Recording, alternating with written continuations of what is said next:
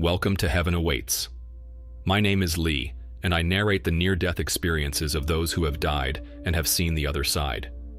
If you enjoy these videos, please consider hitting the thumbs up, subscribe, and bell icons to be notified of new content.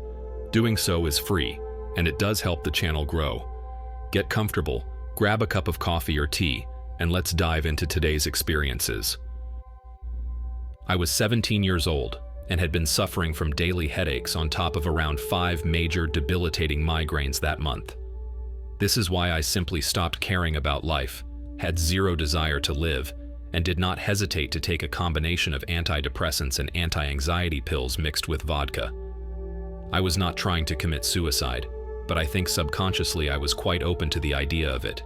In the event of a physical shutdown, I felt more than willing to go with it. I was exhausted physically and had experienced 1 or 2 migraines per month and headaches daily for almost a year. I was feeling that at such a young age, my life was over, and this type of suffering was unbearable with no hope whatsoever. My best friend, who lived with my mother and me, was at my bedside the entire time. She witnessed, told me later that I stopped breathing, and my mother had called an ambulance that took me to the hospital to have my stomach pumped. I was lying down in my bed, and the effects of the pills with vodka were making me drowsy.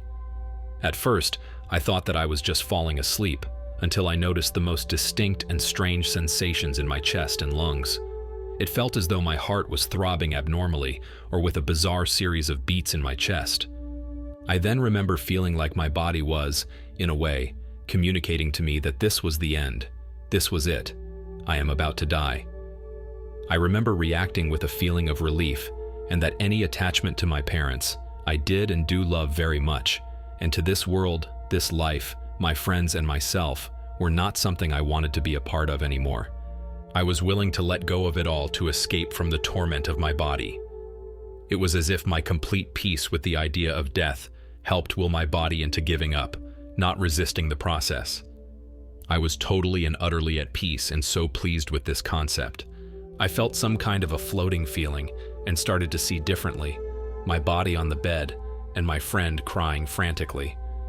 For a tiny moment, I felt sorry for my body, as if an old friend who I had empathized with, but I was done with it and wanted to move on without it. When that very brief moment passed, I felt like I was propelled into blackness instantly. I call it a churning blackness that was very slow moving within itself, kind of like being on the inside or center of a slow-moving black tornado or funnel-type atmosphere. My next memory feels different than regular memory, but this is the best way I can describe it. At first, I noticed myself asking myself, "What am I?" Then I think I answered myself, almost nonchalantly, "Oh, I am me." I felt neutral emotionally. I had zero thoughts of my family, my parents, or anyone. I felt nothing but simple peace and contentment without really thinking about anything. I did not have a body. I could not see myself. For the next moment, it all happened quickly, yet timelessly there was a new presence, but it was a mean and angry presence, like something monstrous yet invisible to me. I felt like it was coming closer, and it made me extremely frightened. I felt like it wanted to devour me, then I felt helpless.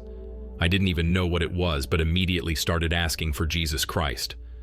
Within 1/1,000,000th of a second, or seemingly, I sensed a tiny light that was getting exponentially larger and faster heading toward me, or perhaps me heading toward it, as it pulled me away from the creepy presence of the churning blackness.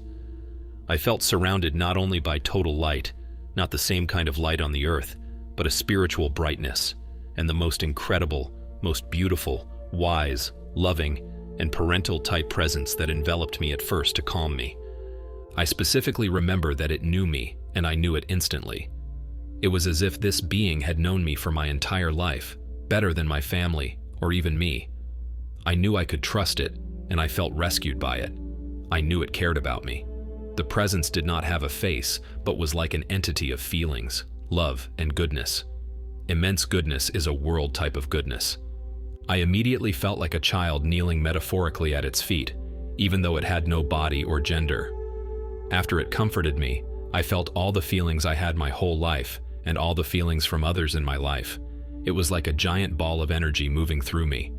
I remember having this epiphany of sorts that I saw all of my weaknesses and strengths. Everything suddenly made sense. I was enjoying that knowledge, but I did not get to keep it, beyond the feeling of pleasure at my realization. I completely latched onto this good presence like a baby would cling to a mother. I remember feeling like a tiny little blob of spirit, grasping onto this incredible being of goodness and sinking into it with the greatest relief and joy. Sweetly and meekly, I started arguing and begging it to let me stay. I refused to leave its presence, insisting that I was finally happy, and continued to beg to stay. It said inaudibly, "You are not ready yet. You must go back." It said these messages very, very gently, and with tenderness and love, again like a parent would reassure a small child. That does it for our first experience, moving into our second experience. In the mid-70s, I was dealing with a terminal disease, colon cancer, where my life was ebbing away until I finally lapsed into a coma in late December. As others observed that I was in a coma for 5 weeks, then thought dead, I was having a completely different experience.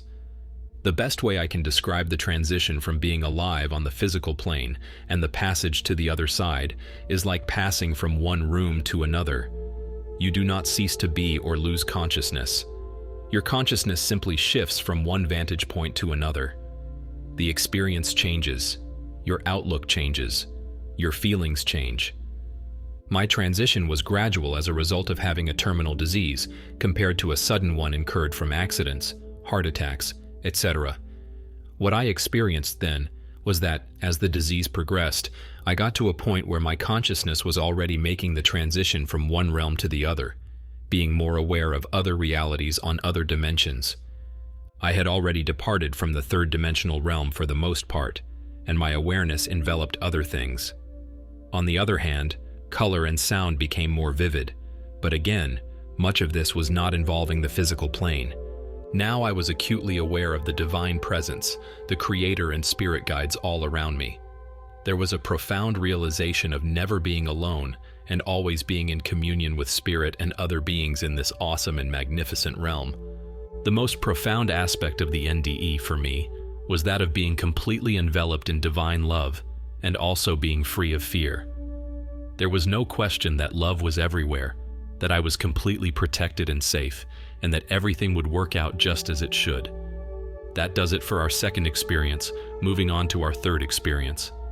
At the age of 20, I underwent what should have been a routine operation, but there were complications, and I died on the operating table. My experience was that I felt drawn out of my body at tremendous speed. It was like being sucked up a tunnel. I found myself in the universe. This is the only way that I can describe what happened. I was a part of the universe. I could see the earth to my right, but there were many versions of it. They were all following one after the other, forming a circle, and they were in various stages of evolution. There was no beginning or end to time, and the earth just seemed to be separate stages of one whole process. I was a part of the stars, and although I did not have a physical body, I felt more real than ever before. I also experienced a profound sense of love. The only way that I can describe this is that it was everything. This seems inadequate, but it was so intense that putting the experience into words just doesn't work. It is something that I felt so thoroughly that I just can't express the feeling in words. The whole thing was truly beautiful. I then heard a voice coming from a huge bright white light towards the left of me, saying that it was not my time yet, that I had things to do, and I felt pulled back. When I came round from the operation, I was told that I had died. This experience has changed my life, and most definitely for the better. I did not talk about my experience until I was studying for my first degree. A tutor began to talk about NDEs, and I realized that I was not alone. That does it for today's experiences. As always, let me know what you thought in the comment section below. Until next time, stay safe and continue to be blessed.